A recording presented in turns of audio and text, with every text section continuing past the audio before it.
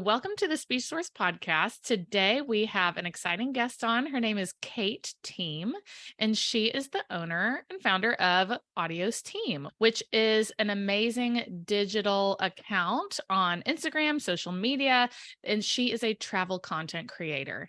And she really focuses on traveling with young families, which is an amazing little niche for us, especially because we are talking about speech and language and feeding with kids.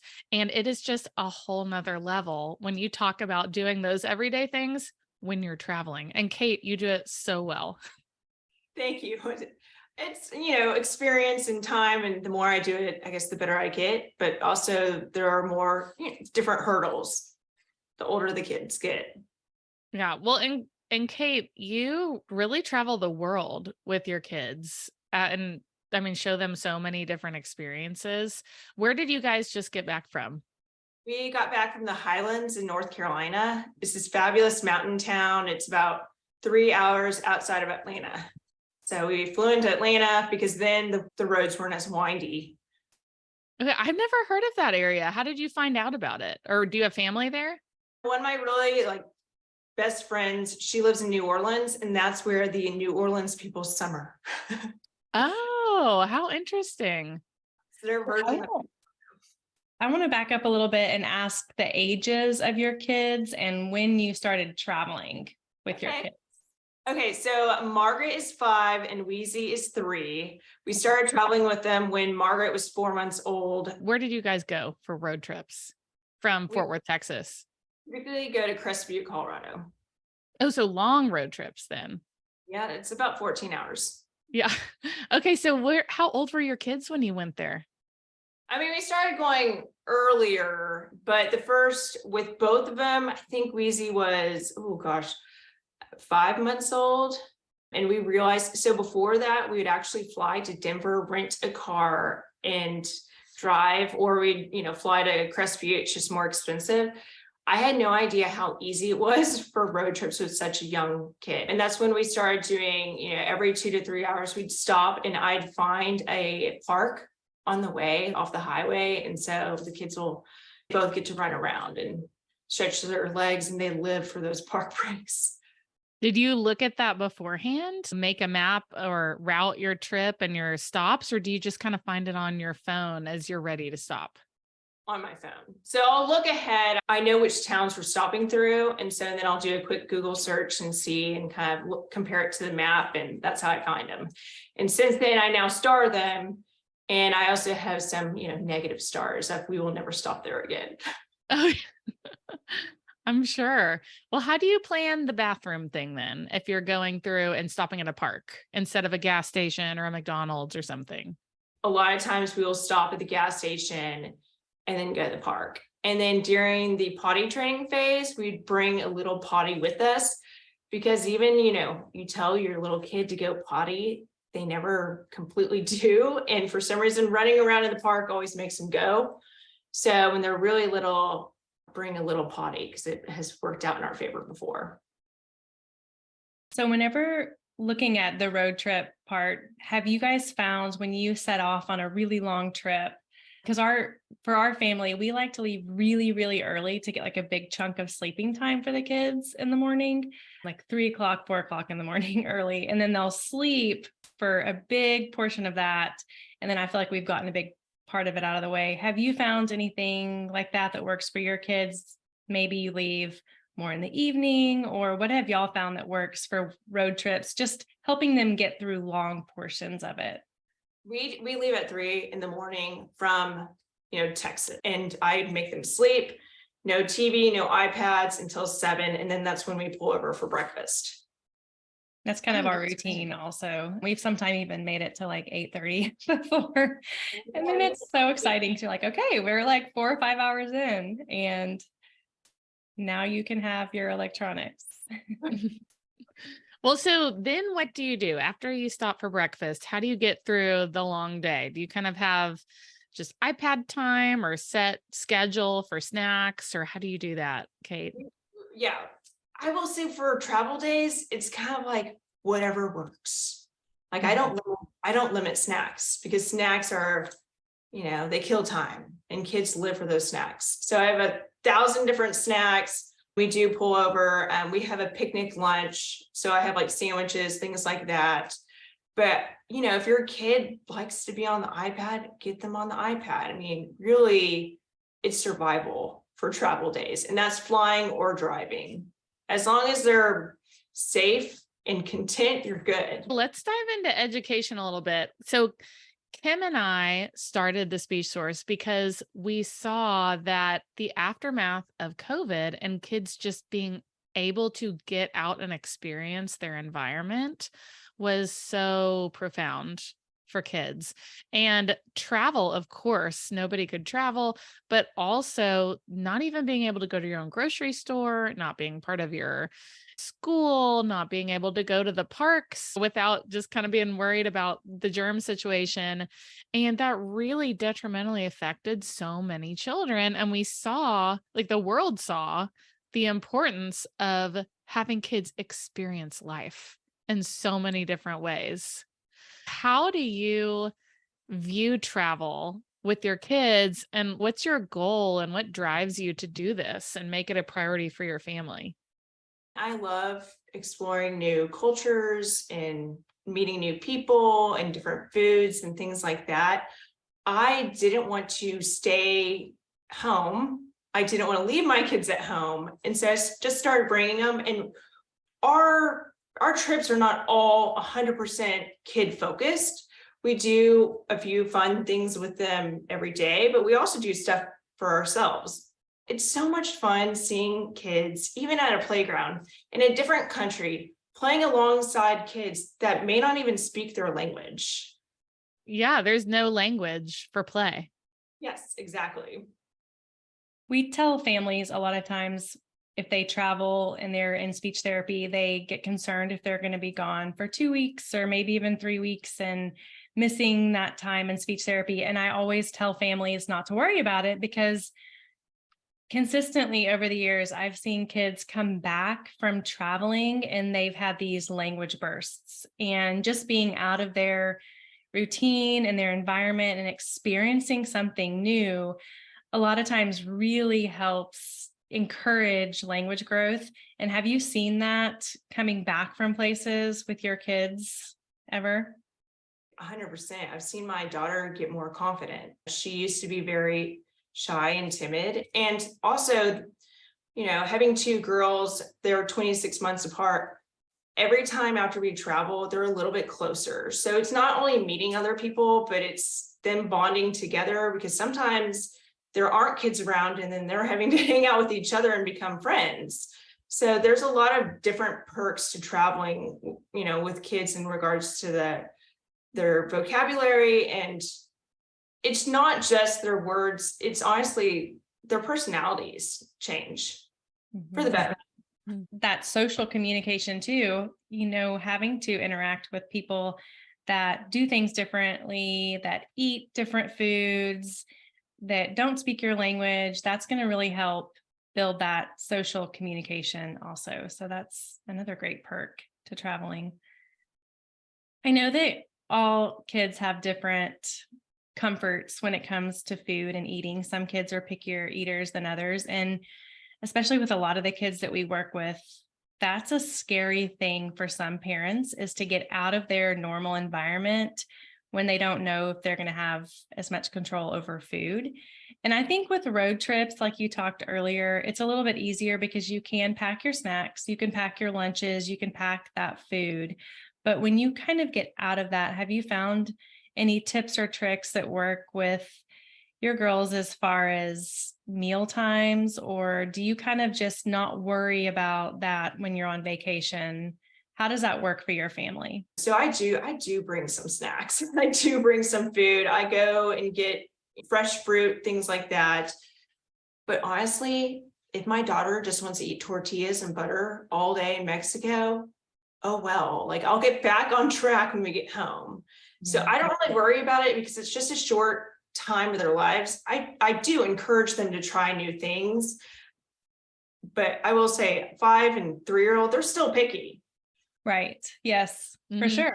Well, and for you as a mom, having to set them up for success and navigating a menu that you can't even read. I can't imagine thinking about how you would order food in South Korea and even be able to order noodles or something. How do you do that? There's an app. There's, I think it's Papago app, and you can actually screenshot the menu and it'll translate for you.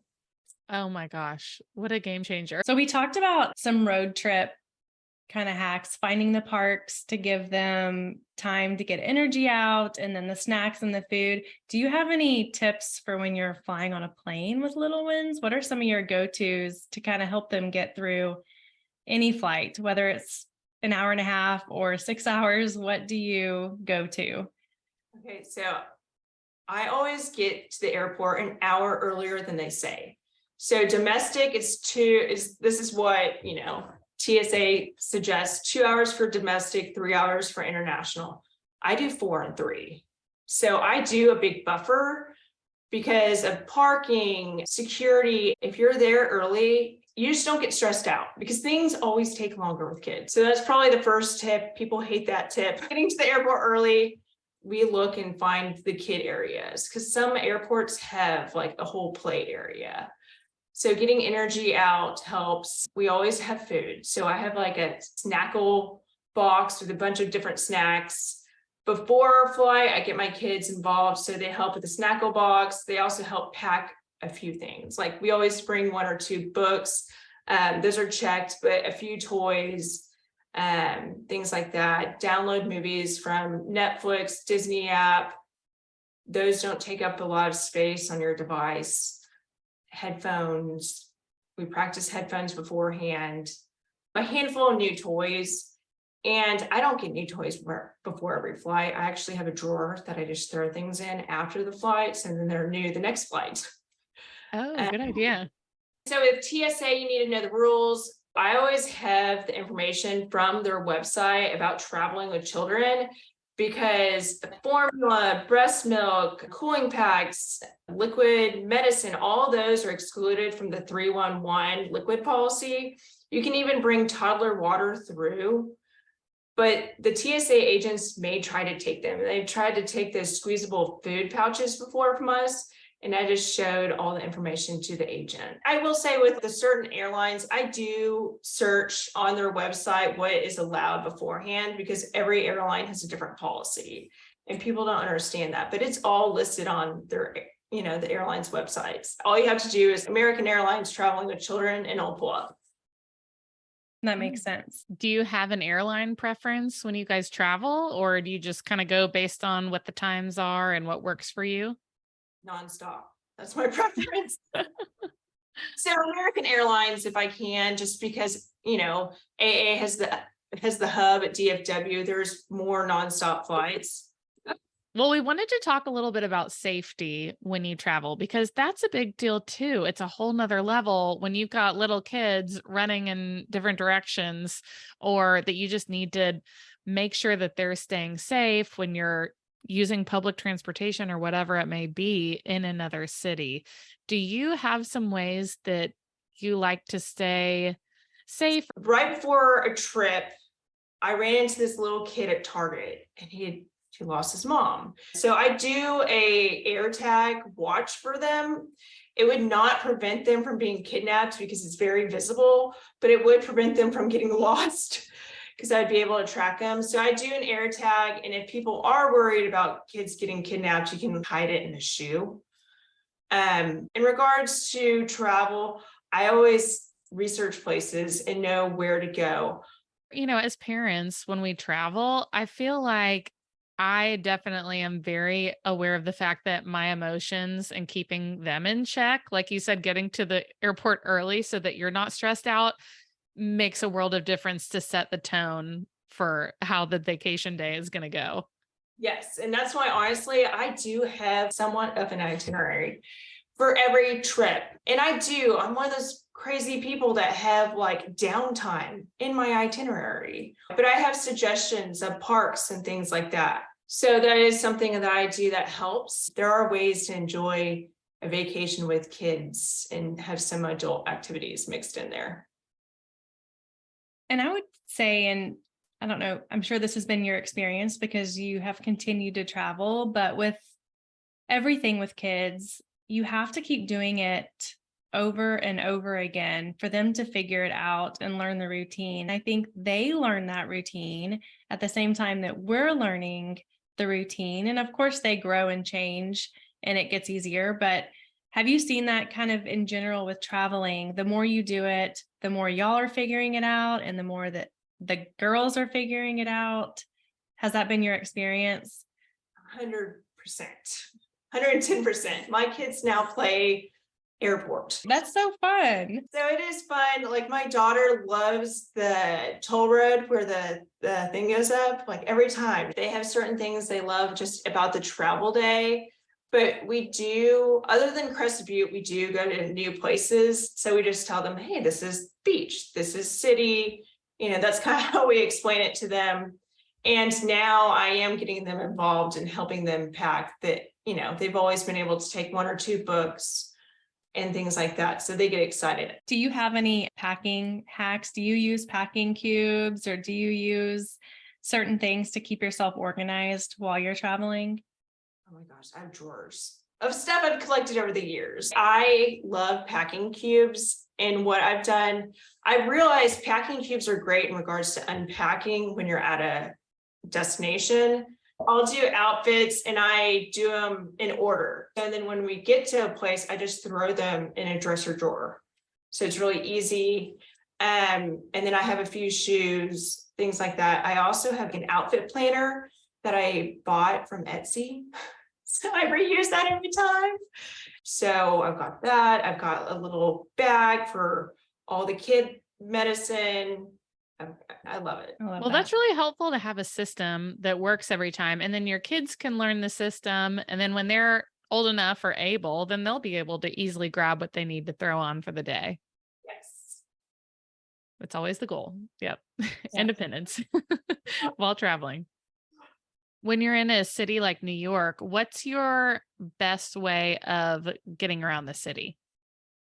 I had a stroller for my 5-year-old in New York, and I did that the majority of the time. I think once or twice we did have to do a cab, but also in New York, you can do a service called, it's not baby cabs, it's called Kid Moto.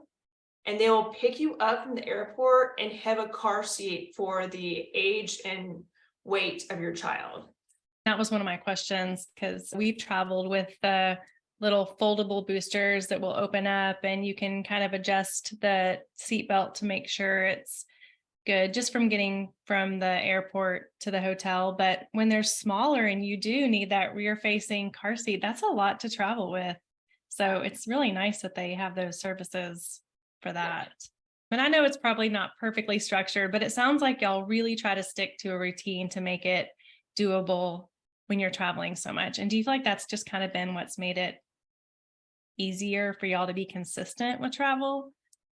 Absolutely. My kids thrive from a schedule. Mm-hmm. And like you said, it's not always a set schedule. And travel days, when I say travel days, it's like the day it takes for you to get to a place. Those are typically crazy chaos. But yeah, the structured days, they like it. And my husband does work some remotely. And so typically that's why we do a big activity in the morning, followed by lunch, followed by a break. So then he can work during that break.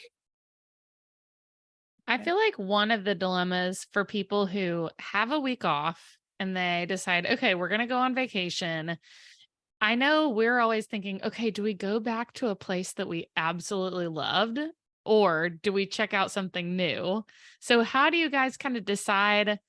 Like there's such benefits to, like you said, going to Crested Butte and you have this familiarity with this town and it's the same kind of situation versus going somewhere new. Like what advice would you give to families who are trying to figure out how often they should return back to the same place? I would try out a different place. You know, how else are you going to find another new it spot? And I mean, honestly, some places I've found were by accident. We had a family trip to Barbados. I was looking at the islands and countries nearby, and I stumbled upon St. Vincent and the Grenadines. And oh my gosh, it was amazing. There was nobody on the beach. It was one of those places I want to go back because it wasn't crowded. I just would look at Instagram for inspiration on finding other places. I remember, I think we had just had our first kid, and I remember someone telling us that one of the best things you can do for a family is travel, as far as keeping your family close and just feeling like a tighter family unit. And at that time for us, travel meant like maybe hopping on board with my husband's work trip and tagging along, or staying in Texas for those first few years because that's what we could do. But we really tried to make it happen, even if it was a short road trip. Just that process of packing your family up, getting in the car, going somewhere different, coming home. It was almost the process of it, and also the experience. But as I'm having a child go into high school, this has all really even made more sense to me, because those times are so precious when you can get it with just your family. And like you said, with earlier, with your kids being able to bond when they're together, when they're away, we've really seen that with our kids, especially if they don't have friends with them. They're having to bond with each other. And I really believe that's going to make a big difference as they become adults in their future. And so travel, whether it's far away or just getting away for the weekend, I feel like has been huge. When we travel, we are together like nonstop. And it's really special. I love it. And I love seeing all these new places with them. What about your favorite type of luggage? Because this is something that we've gone back and forth on, with rolling luggage versus the backpack that I feel like the boys are great at carrying, but they hurt. It's too hard for me. So do you have a favorite type of luggage? I like the four-wheeled lightweight luggage. And that's also because sometimes I'll be like pushing a double stroller or a single stroller and have another bag that you can push any kind of way you want. And we've had the same brand since I was studied abroad in 2008. So we had multiple bricks luggage, but they have multiple different kinds of those four wheels, because then you can push it any way you want. And do you have your girls carry a little backpack with their own toys or anything that they want to pack? I pick it because I kind of want them to be surprised, but we have our little travel section of toys. Do you have a favorite carry-on that you're putting all these things in? I just got a new Osprey bag, and I got it because it has multiple pockets. It's got a place for your laptop. But before that, I honestly did the diaper backpack. I did this like black backpack with a bunch of stuff in it. And I just switched out of that like 6 months ago. How are you keeping your wallet and those valuables or passport safe when you travel? So for the travel day, I got this, it's kind of like a notebook, and it has a spot for each passport and all of your important cards and money and things like that. I love how your reels, you can just tell that you guys are having fun as a family and that you're just enjoying yourselves. And I think that's just what everyone wants to see. I feel like I'm better equipped to travel based on the tips that you've given. And you're so giving with your time and your tips.